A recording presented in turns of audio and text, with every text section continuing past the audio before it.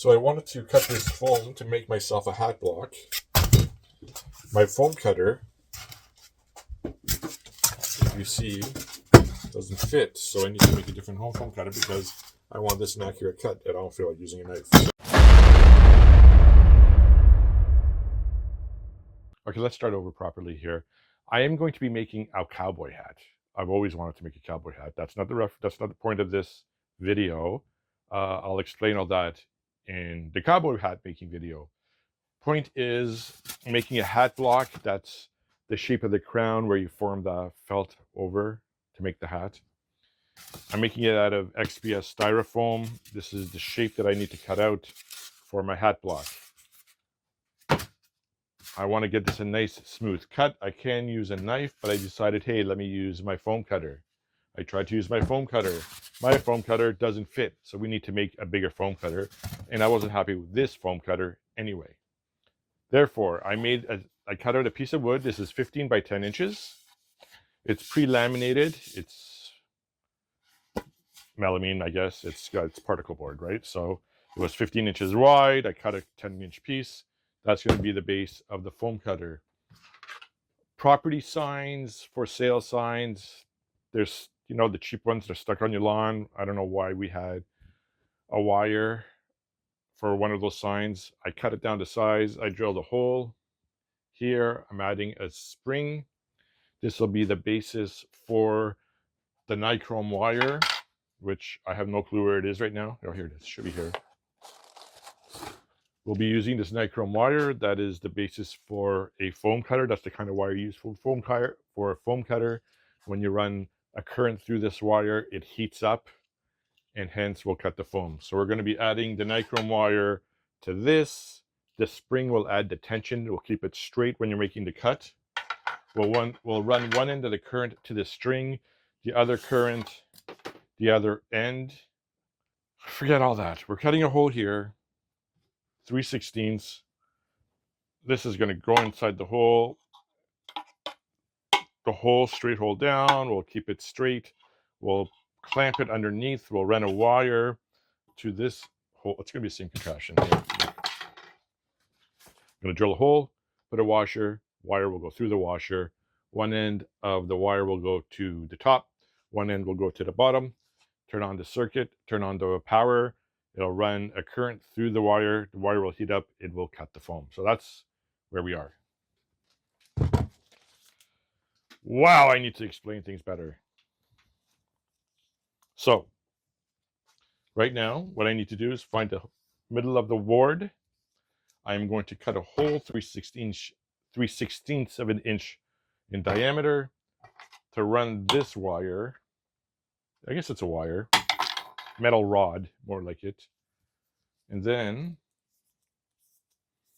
we will see where we drill this hole. And I believed it was 10 inches. If I want it there, we're going at 9 inches.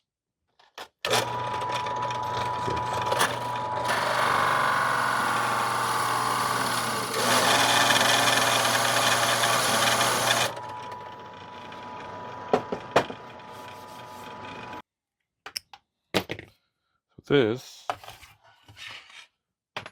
through here.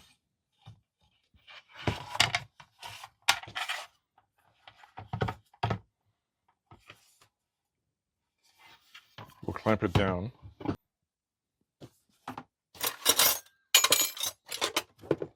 Like so. Underneath.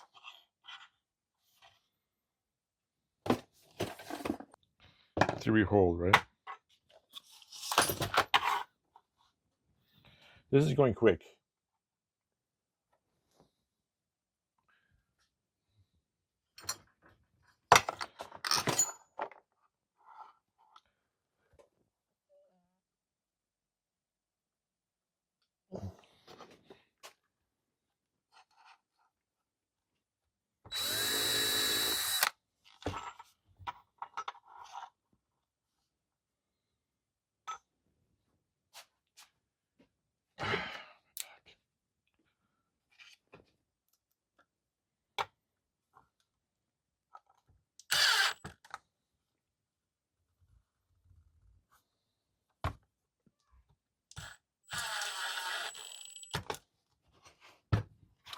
Okay, that's a mess over there. Let's move it over here.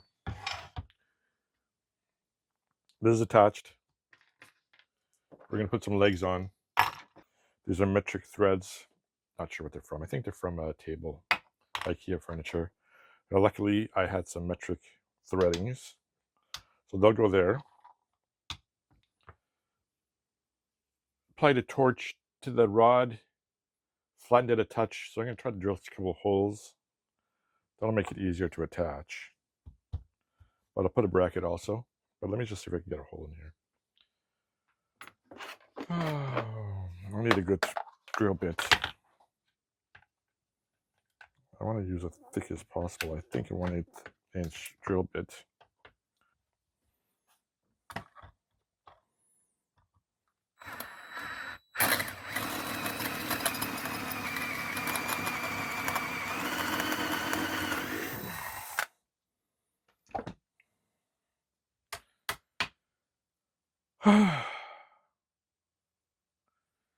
Unbelievable. Okay, this is where we're at. I put in some holes here to screw in some legs, but the threaded inserts,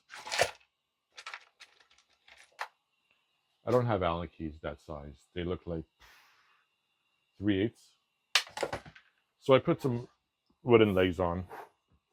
I'll keep the front and back open just for easier access. The arm is on. There's a hole. It's attached. I added 2 holes at the bottom and screwed it into the board. There is a screw, a 1/4 inch screw with a hole drilled in through it. The wire will feed through there, will feed through there, and we'll be able to tighten it with this screw, theoretically. So what I'm going to do, and this is a conductive material. Sorry. The arm is a conductive material, so I'll just attach the power to here, attach a power here. I'll have a switch, but I want to test it out first, see if it works, so let's do that. So I guess the next step is to add the wire. I had this spring, which I ruined. Let's see if I can still make use of it. Also, I'm going to have to get another wire, another spring, sorry. Nichrome wire, I'm using 30-gram Nichrome wire. I purchased off of Amazon, I believe. This is the stuff you need. Anything else, any other wire won't work. Don't bother trying any other wires. It has to be Nichrome. I sure hope this will bend and tighten, but we'll see. We shall see if this bar is going to work or not. We'll attach one there. We'll attach the other end here.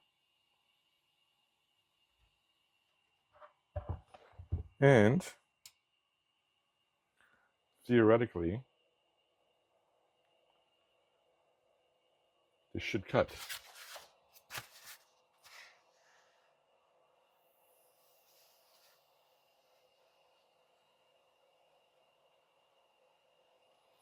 I'm just going on the outside.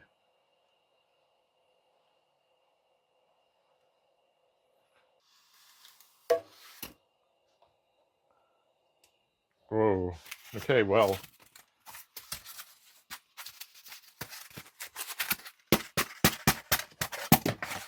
As you can tell, it'll take some getting used to get the straight lines, but very happy here.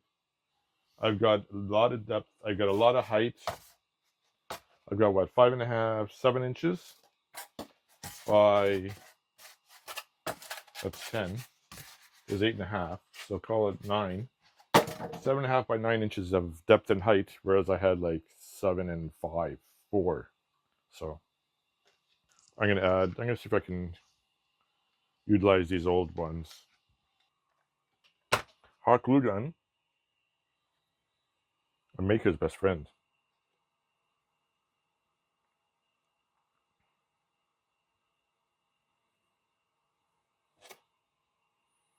So one side's getting attached here. The other side gets attached here. So we cut this, strip both.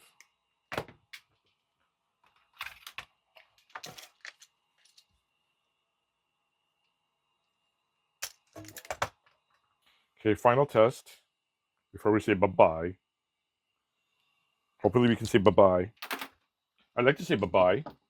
We got the plugs here.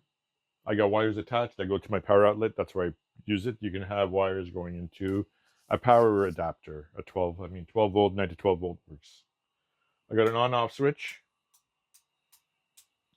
Let's turn it on. Let's keep this off. Turn it on. Let's go to 9 volts. 9.1 volts.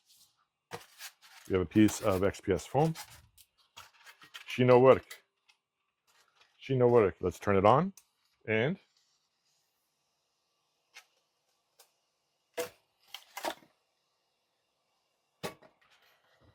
you increase the power, obviously it's going to, well, watch. Let me turn this light off. This will turn red hot at a certain voltage. At a certain voltage, it'll burn right up. We want it at 9 volts. We don't want it at 12 volts. It'll just burn out. So 9 volts, I'm going to put a little note here. 9 volt. 9 volt. Just for my knowledge. So that's why I have 250 feet of this stuff. Anyways, snapped at 12 volts. I have a feeling the reason that it snapped is because there's an excess amount of pressure on this. I could bend this wire a little bit more.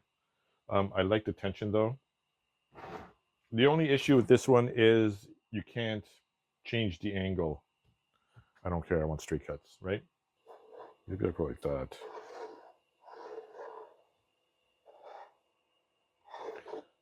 I'm going to insert a hole here. Add a hole there.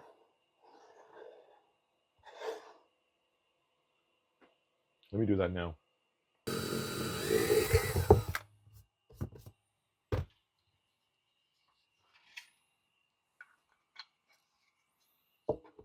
Okay, lastly, fence. We built our own fence. It moves around. You'll have to clamp it somehow.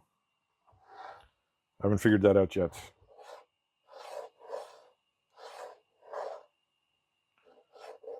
We'll figure that out. Let me just show you. I need a 2-inch. You have to measure, right? So this is the poor man's foam cutter, right, guys? We're going 2 inches. We got a 2-inch foam cutter. Oh, by the way, it's hot. So 2-inch cut.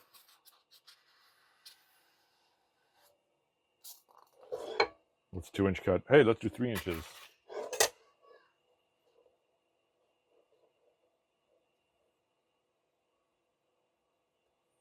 There's a 3-inch cut. I'm going to have to figure out a way to clamp this. I may have to put the feet at the ends, have this open, just to be able to get a C-clamp here. Where? What'd you do?